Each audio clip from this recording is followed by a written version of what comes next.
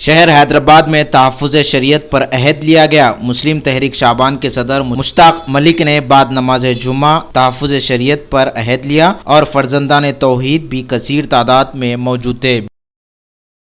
نماز جمعہ کے بعد تلنگانہ، آندھرا پردیش، کرناٹک، مہاراشٹرا کی مساجد میں مسلمانوں نے یکساں سول کوڈ کے خلاف اور شریعت محمدی صلی اللہ علیہ وسلم کی حفاظت کے لیے عہد لیا ہے، اور اس کے ساتھ ساتھ یہ جو یوم عہد منعقد کیا گیا ہے، یہ 13 نومبر کو نمائش میدان پر آل انڈیا تحفظ شریعت کانفرنس منعقد کی جا رہی ہے، جس میں آسام، بنگال، بہار، یو پی، اڑیسہ اور دوسرے ریاستوں سے مسلم علماء اور زعماء شریک ہو رہے ہیں۔ اس کے ساتھ ملک کے بڑے قومی سیاسی قائدین، جس میں نائب وزیر اعظم ہندوستان بھی شریعت محمدی صلی اللہ علیہ وسلم میں مسلمانوں کے موقف کے لیے حیدرآباد میں اس کانفرنس میں شرکت کریں گے۔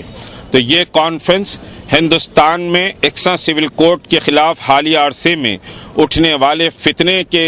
تعلق سے پہلی کانفرنس ہے، اور اللہ کا کرم ہے کہ حیدرآباد فرخندہ بنیاد کو تحریک مسلم شعبان کے ساتھ تمام دینی و ملی جماعتوں کی حمایت و تعاون حاصل ہے، اور آل انڈیا مسلم پرسنل لا بورڈ کے جنرل سیکرٹری مولانا محمد ولی رحمانی صاحب کی زیر سرپرستی یہ کانفرنس منعقد ہو رہی ہے۔ اور اس کانفرنس کے ضمن میں مسلمانان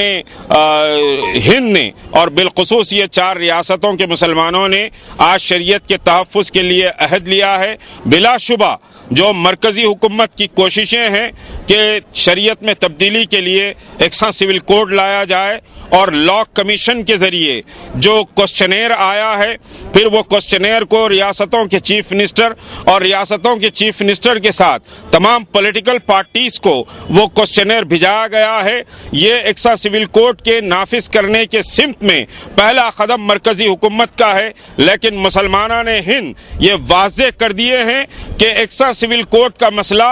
شریعت محمدی صلی اللہ علیہ وسلم کو چھیڑ چھاڑ کر یا شریعت کو ختم کر کے اگر کیا جاتا ہے تو ملک میں انارکی پیدا ہوگی، ملک کی فضا کو خواہ مخواہ کے ڈسٹرب کرنے والی بات ہوگی۔ یہ ملک پرامن رہے تو ترقی کرے گا، اور اس ملک پر مسلمانوں نے بہت بڑی قربانیاں دی ہیں۔ آج دلہن کی طرح یہ ملک ساری دنیا میں جو پیش ہوتا ہے مسلمانوں کی قربانیوں کا نتیجہ ہے۔ یہ ملک بھاجپا یا سنگھ پریوار کا نہیں، بلکہ مسلمانوں کا، دلتوں کا، پسماندہ طبقات کے ساتھ ان کا بھی یہ ملک ہے۔ پریارٹی میں مسلمانوں کا حصہ اس ملک پر ہے، اور شریعت محمدی صلی اللہ علیہ وسلم میں تبدیلی کی کسی بھی کوشش کو مسلمان سینے پر لے کر وار برداشت کرے گا، مقابلہ کرے گا، پیٹھ پر وار نہیں لے گا۔